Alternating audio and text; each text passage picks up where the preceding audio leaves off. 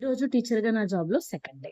So, morning ఏమో అర్లీగా లేసేసి టిఫిన్‌లోకి egg dosa చేసేసాను. అలాగే లంచ్ బాక్స్‌లోకైతే పప్పు అండ్ క్యారట్ ఫ్రై చేసేసాననమాట. ఆ తర్వాత పిల్లలిద్దరిని నిద్ర లేపేసి, వాళ్ళకి స్నానం పోసి రెడీ చేసేసి, వాళ్ళకి కూడా టిఫిన్ పెట్టేసాను. నేను కూడా స్నానం చేసి రెడీ అయ్యేసి టిఫిన్ తినేసి గబగబా స్కూల్‌కి బయలుదేరేసామనమాట.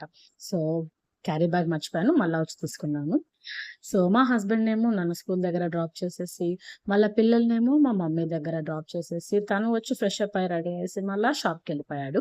సో, ఈవినింగ్ నేను స్కూల్ నుంచి వచ్చేంత వరకు కూడా పిల్లలు అమ్మ వాళ్ళ ఇంట్లోనే ఉన్నారు. సో, అమ్మ వాళ్ళకి నార్మల్లీ అలవాటే కదా! అందులోనూ మా సిస్టర్ హైదరాబాద్ నుంచి వచ్చిందనమాట. సో, సిస్టర్ వాళ్ళ హస్బెండ్ అండ్ వాళ్ళ పాప అందరూ ఉన్నారు కదా!